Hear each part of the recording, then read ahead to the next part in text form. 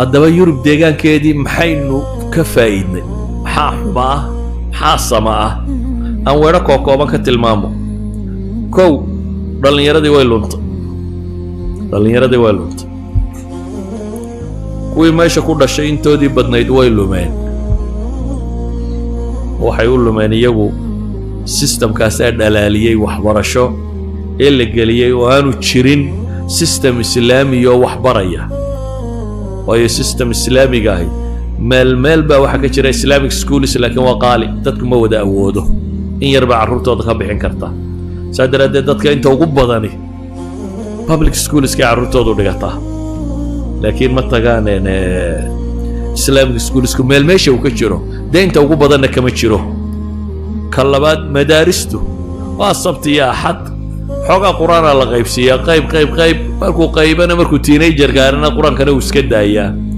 waanu ka lumaa dee qulwalla aad qaybtayna waxba kaa rabi maayo inta badan waa lumayn ama jaamacaad ha galaan ama sujuunta ha galaan labaduba waa lumayn qaliilan in yar baa badbaaday qoladii dhallinyarada u badnayd ee meelaha ka carartay ee badaha ka booday ee doonyaha raacday ee wixii fidhfidhkoodu sii hadhay meesha tegayna dhaforrada intay xiirteen bay suuqa galeen naaga cadcad oo qaaqaawanaya inan yaroo 20 jir ah oo qaar badan yidhaahdeen carruur baa noo isku dhiibeenoo naaga cadcad oo iska qaawanaya waxbaa la helay magaalada dhinac laga galay dhaforrada la xirtay intii la sii socdayna salaadihii iyo cibaadaadkii baa halka dhexe ku sii lumeen libiya iyo meelahan intaan la dhaafin iyo talyaaniga iyo intaan dhexe iyada uu guban yahay oo waxbaanu dhaaminkii xaggaa joogay buu meesha gaadhay kadibna mostly iyana waa baaba'een mostly waayo waxaa la geeyey dhul firidha dad badan baa iyana ka lumay guryihii muslimiinta ee galbeedka joogay wax badanoo ka midii way dumeen waa laga yaaba haddii laydin weydiiyo nin waliba oday reerkooda ahaa ama hablihii reeriin ahaa ee meesha tegey odaygii baa furay iyo islaantii baa la furay iyo waa wada maqasheenun baan u malay nin badanoo ka midi guryahaasina mostly waa dumeen kama warramaya asbaabtay u dumeen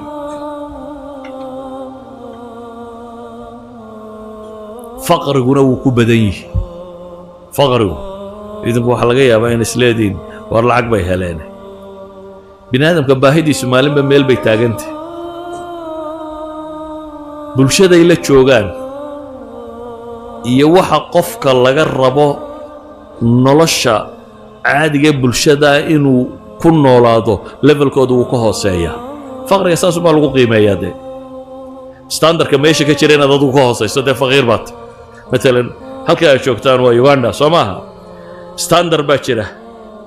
standardka qofka ka hooseeya waxaynu odhanaynaa waa maxay waa faqiir halkoona standardka lifeka caadiga la yaqaano mostly way ka hooseeyaan waa faqara وهذا كون لعقت صدري وروا بقول دولار وكوروريا عرفت على الشدودية وحاجة كشحادة أما كانوا كشحادة إلا عقب شرتو وانقف وينو وحاجة اللي يدا عرفت أمام إلها كوجا أمام هلكم كوجا أنتو صار شحادة يركيني سكتشوجا بقولينا أيه يا ندري يا در بابا هني كم بابا أركو صدري إما هذا تانتي هايستا واللي بوحين تاوسي در حرفت ماله حرفت فرسمو يكون شغيستان مال الصوماليغو صوماليغو in general marka nuga hadallo wax xirfado qofka Soomaaliga leeyahay laba shay u baa jira inuu wax iibiyo iyo darawal inuu gaari ka xayeeyo walaba xirfadood Soomaalidu xirfad kale ma ku maqasheen labada xirfadood bay leeyihiin xirfada wax iibinta halkiina kan dad badan iyo waxbaaba idin ka socday oo Soomaalidaaba baa mishtarka u badan baa arkay safarka xaqa kama socoto waayo everything company weyn baa haysta qaanuuna adag oo aan ku ogolaan inaad si fudud u soo gashayo cashuur iyo kanna waa dul saaran yihiin saadaradeed tijaarada Soomaalidu ay meelaha ka fururtaa hoos bay u foorartaa yani waxa weeye waa maqaaxiyo Soomaali wax ka gada intan qaxoontiga iyo qaxoontinimada ku yimi ayuu wax ka gadaya laakiin dad kale wax kama gadayo waa dukaan yar oo dirac iyo gogorad iibinaya iyo intii yareed Soomaalidu haysatay oo inta ka gadaya marka ma aha baac mushtari u jeeda waddanka inuu wax ka iibsado saa awgeed xirfaddii baac mushtari ee Soomaalidu lahayd Yurub kama socoto siiba mana awoodi karo wax walbana company weyn baa haysto beesada ka faa'iidaya laakiin de quantity iibinaya sadaradeed adigu haddaad soo gasho iskaba ka bixinayso waxa adigu aad wax ka soo saarayso ma xirfadda labaad ee Soomaaligu leeyahay waa darawalnimadaas ay qaarkood marka ay shaqadu banaato yani markay waddanka shaqa la'aan ka dhacdo dee dadkan qaxootiga iyo waxa shaqooyinka ugu horeeya waayo hoos buu soo dhacda shaqadu marka ninka cad baa shaqada soo buuxinaya markay shaqadu yara furantay iyagu kuwa sare u yara kacayaan markaas waxa ku banaanaanaya dhulxaadkii iyo darawalkii iyo intaasaa banaanaanaysa xataa dhulxaadka certificate baa loo qaataa 6 bilood inaad ka baxdo tad ma fiqis ka qaadata xaadimaysid ay ku oranayaan dhabarka ku xanuuni doonaa dhoobadna weydiinaysaa pension iyo waxa weyn certificate ka seeta system wax loo xaadaa jira hatta hadda tiraadaan dhulka masaxo ma suurtagalaha waa inaad systemkii dhulka loo masaxayay soo barataa idan waxaan uga dan leeyahay ninka Soomaaliga xirfad ma leh dadka Soomaaliyada si yaacaya qof xirfad leh ma jiro Soomaaliga xirfadiisa ama waa zero ama waa engineer iyo tabiib iyo grade ka sarena de koodii waddanka jooga haysta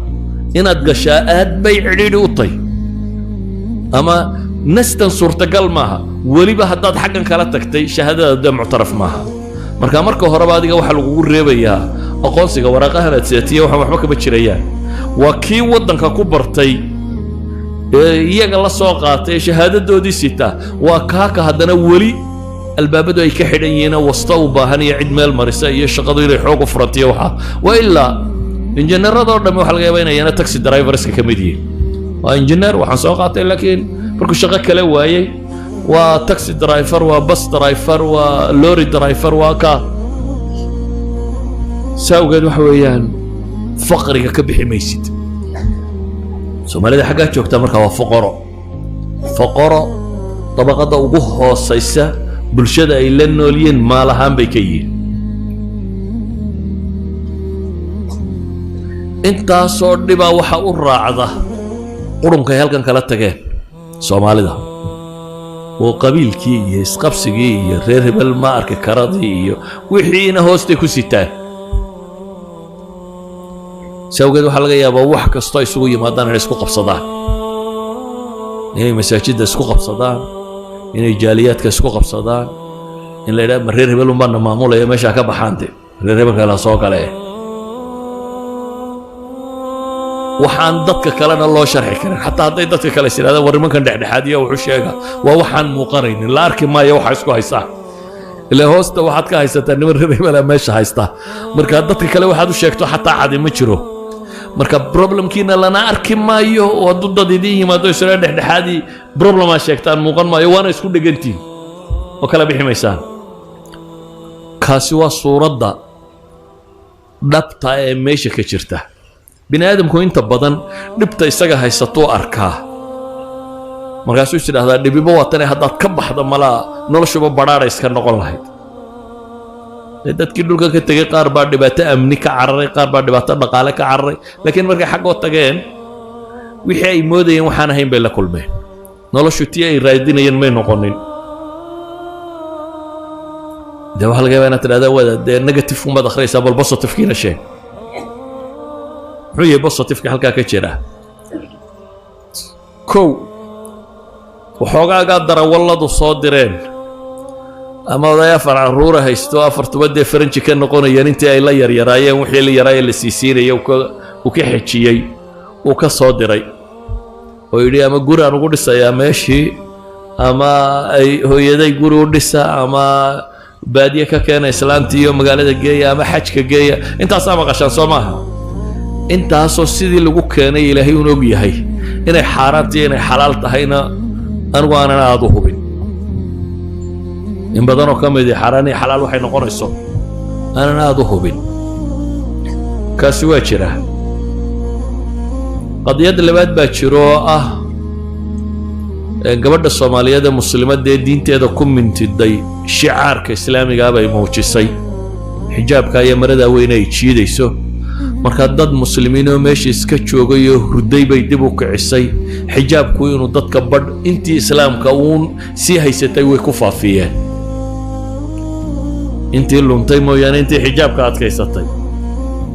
dee awal lama aqoon gabadh muslimad oo xijaabanidi waddanka kama jirin ta ugu badan baa khimaar yar ay madaxa ku xidhay iyo shaar iyo surwaal sidatay laakiin qoladan marada weyn sidataa markay timi masalada xijaabka bulshadii kale way ku dhiirigelisay marka waa laga yaabaa gabadh muslimad oo cad oo xijaaban aad aragto ama gabadh carbeed oo muslimad oo xijaaban ama gabadh yani dadkii kale oo maradan weyn ku soo dhiiraday oo xijaabkaasina hablaha Soomaaliyeed way faafiyeen waxa kale Soomaalida lagu amaanaa quraanka ay qaybsan yihiin waxa laga yaabaa masaajidda Yurub ku taala inta ugu badan leh bisha Ramadaan Soomaali tukiyo oo kan dhafoorada xiiran leh musuqa jooga inuu quraanka qaybsan yahay laga yaabaa ee Soomaaliya ka yimid oo hadduu bisha iska soomo inuu galaba xagga hore oo dadka tukiyo quraankaasna عام بيكون نقدين أو نك الصومالي كمان كلا أركب وحلا مودين دمان تودي وده حفادين القرآن كيقانين عنصر ككلي الصومالي دو الدين هانا الرميسنتين لقبتانا ومساجدنا واردسين وضنا داسي دمر كالصوماليات بالذهب كود إسكوروريي دالي أنا دا الصوماليات بقول كباندي وبقول كالدولار يكون كالدولار بحيي bulshada Soomaaliyeed daaro badan oo masaajida inkastoo aan ka cabsi qabo inay sidii kuwii Turkida iyo Pakistan u dhisay oo kale inay noqdaan masaajida waxa caan ku ah masaajid baad soo galaysaa uno Soomaaliya 70aadkii halkay joogtay kontonaday u baaba ku tukanaya warodaydan carruurtoodii meeday magaalada ku jiraan dadka tukanaya waa maxay waa kontonaday oo pensionista Soomaalidu masaajidda waa dhisaan midhadhka qaarkoodna waxaanan anugu garanaynin inay sax tahay inay qalad tahay laakiin dadka kale ku ammaanaanna way sameeyeen Soomaalidu waa dad diiran oo meel kasta madaxa isugu tuura marka Soomaaliya qaxoontiyo shalay yimi oo Congress-ka Mareykan fadhiyo le Mareykanka xukumaya Soomaalidan maqal Soomaali qaxoontiyo shalay yimi oo Ingiriiska u fadhiyo European Union-ka inaan Soomaaliyeed baa u fadhiya oo le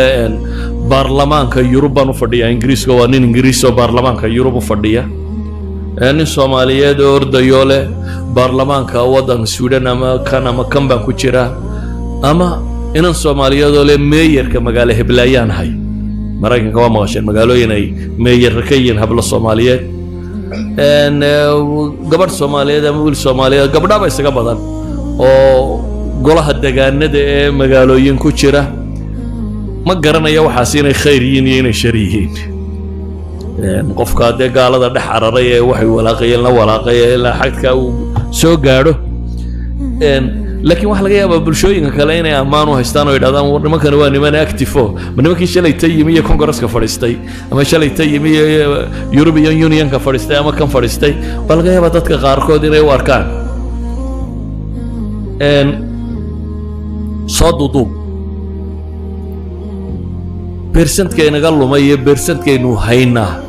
أو حقبت كامية الدنيا مدى خرب اسكو دروكي بدن أنا وحن كوضا أنت سيل لي بدأ يسايني كبدن تاي أنت تشوكت أنت سيل لي بريس يعني كبدن تاي أنت تشوكت حلقية ما أنا أركتين laba saddex qof oo Yurub inta ka soo noqdeen meelahan shaqooyin ka furtay oo la yiraahdo hebel Sweden buu ka yimi hebel Ingiriis buu ka yimi hebel Ingiriis ka yimi they were 1001 kunkii qof baa qof haysaan oo miyan wadanadan aanay joogin kunkii qof baa qof haysta miyan joogin kunkii qof baa tobanaan haysta jooga wadanada tan Soomaaliya gudaheeda jooga Soomaaliya jooga hadii la eego dadka inta wax haysatay inta wax haysan كونكي بوي كبدين قف يلا بيا صدح يا أفر بوي كبدين لكن تتك هالكن شوقا مركا دركتو مد باسبور مريكا لي مالكن كمبني يركا فرطي أما مد السودان كي مالكن كبري يركا فرطي أما مد نروي كي ورلا بيا أفرت كم بان نروي شوقا لبا أركتنا أنتي كلام هذا أفرتك كلا حاجة كم غطي كوابي أفرت كم بالمكان يديرا ده حاجة كم غيني يعني هالجا بينا أنت بدني سويديني dadku markaa waxay ku eegaan hebel ma sabir mustaamil heblayo ka war waa 1 in 1000 kama badna adoo dad si cararto 1 in 1000 ka inaad noqonayso mise 999 ka inaad ku biirayso labada probability ka baad u badinayso waxaan leenahay Yurub sida dadku haystaan maaha faqra ka jira waxlaan baa ka jirta dhib baa ka jirta guri burburay baa ka jira caruuraan gacan lagu hayn baa ka jirta midhadh ilaahay caruurta u hagaajiyay waa joogaan waxoogaa quraanka ilaahay qaar qaybsiiyay waa joogaan oo laga yaabo inay musaabaqaadka caalamiga ah maqashaan inay qaadeen maraykanka kale wax laga yaabo musaabaqa lagu qabtay 18 qof baa jaayisa qaadanay 18 kuwa Soomaali bay haayeen laakiin de 18 markay jaayisad qaadatay 18 kunna jeelash iyo meel daran bay ka dhacday habsiyada iyo madhulaan la garanay marka waxa weeyaan waxoogaa dhankani waa jira mustaqbalku siduu u eg yahay mustaqbalku wallahu a'lam siduu imika yahay hadduu ku socdo ma qurux badna dii wax la bedelo garan maayo laakiin siduu hadda yahay hadduu u sii socdo iyagu buxuus ay sameeyeen waxay ku tilmaamayaan qoladan qaylinaysa le culture-ka isbedeli waxba isbedeli waxay leeyihiin maxba isma bedelin waxaynu sugaynaa un bay leeyihiin 3 generation dan dadka ka mid noqonayaan kan yimi ku dhalay ku sii dhalay un baanu sugaynaa bay leeyihiin 3 generation oo halkan ku dhashaa bay leeyihiin generationka saddexaad aanin European un bay leeyihiin ama hamadoobaad ama caddaade laakiin thaqaafadii iyo afkii iyo culture-kii iyo wixii xagga kala yimi uu lumaya Yurub markaan tagaan ogaaday af Soomaaligu inuu diinta ka mid yahay af Soomaaligu diintu ka mid yahay waa afafka muslimiinta waa luqad diin xambaarsan waayo dhasha maanta Yurub joogtaa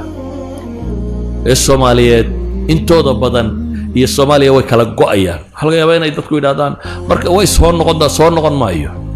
qofaan ku afgaranayn oo ku dhaqan garanayn oo waxba ka garanayn kaasu gurigiisii u haysta adiga hadduu ku yimaado waa waageeni isma fahmaysaan inta waxa dheer afku inuu diin yahay cid wax u sheegtaba waa la laayay waayo boqolkiiba boqol baan odhan karaa wadaadada Soomaaliyeed waxay ku hadlaan maxay Soomaaliga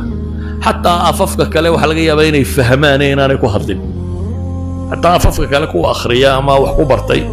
inay fahmaan baa laga yaabaa inaanay ahayn maxay fluent speakers maaha sida awgeed jiilashan yaa diin u sheegaya inanka Soomaaliyeed ee Norway ku koray ama Sweden ku koray ama Denmark ku koray ama Germany ku koray ama af Soomaali ma hayo hadduu af Soomaali waayo yuu diin ka baranaya baa idinka weydiinayay yuu diin baraya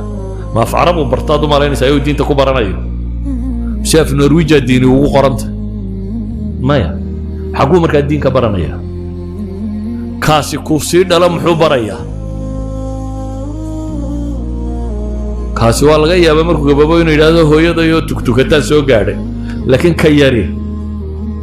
ما سو قارين يعني مسلمين تي انقبطي مثلا ودن كان لا يدهدو استراليا حقيقو دنبيين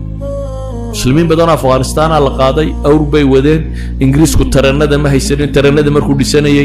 جيل أسأل وتي جيل أنت رضا بدن لا يمكن كين تلبسي دايو أستراليا وأنا من كي ودي ضد كي كم من نقدين وهذا كي ينقف فاملي نيم كيس صدحاد فاملي نيم كيس الدنبه ومقع مسلمي هاي لكن سواء مسلم هاي يوحو دوتورا سومالي دي ساوث أفريقيا اللي جاي حاجة كودن بيجي Soomaalida Kenya meelaha waxa laga yaabaa inay ku sii dhawaayeen wali wadankii oo ay waladan East Africa inay wadanka si uun xiriir u lahaayeen Soomaalida South Africa laga 500 oo nin buu Ingiriisku geeyay waxba laga ma hayo hal nin la sheega wax noqdo markii dhammaan Soomaalida ku soo noqdo intii kale iyo waxay dhaleen toona meel ay ku dambeeyaan lama hayo su'aasha isweydiinta le waxa weeyaan markaa dadka maanta jooga meesha tagay mustaqbalkoodu sidoo noqonaya de wala mid in laga xoog bato la meelo oo dadku si cad uma oranayaan inuu diinta waan ka baxay ama waan gaaloobay ama islaamnimada iska tagay laakiin wuu milmaya جيل بجيل كقدم بيو كسي دين يريه إلا السيستم كوحبر شيء وقليه نلاش ولا كل ما يضط كل دق ما يو وحنودن بيس بدلي أفنا ما قرنايو أفنا ما قرنايو دينا يسيدا ودعضه يسي كلام معجزة أنا ودعضه تانا رجدي لما حياب ولي ما أنا رجدي سيدا كلام معجزة دي وام حي وين نجيل الصحابة وكلام نقناه دد كبدليو أنت ماشي تجين عدان كان يوحى كان السلامين يو إسلام غفافين يا وجيوش من الدعاة يهين ويجوا تأثيرنا يو ودم بدليا ده هروي تاريخ ده وقعد وضد مسلمين هروي سمية لكن ده كان هم الدينات بمسجدين مركب ماشي تجين مسيهم قردون بيهاي ميهم بعض مرين يصدد بلشة سي بدلي كره ميهن الجند المجهول للإسلام ضدك إسلامية فعلا وحقا يرير وهذا هنجري وصويس إسلامان لكن أنت ينقب حضايا أنت إسلامتك يا بدن أنت تكتاب بدن أنت يجو ينقا قادان أنت إنه كسوق بنو لا بدك يا بدن ولي واحد مودين وبدن يهي أنت حقه ده وصوص عنيسة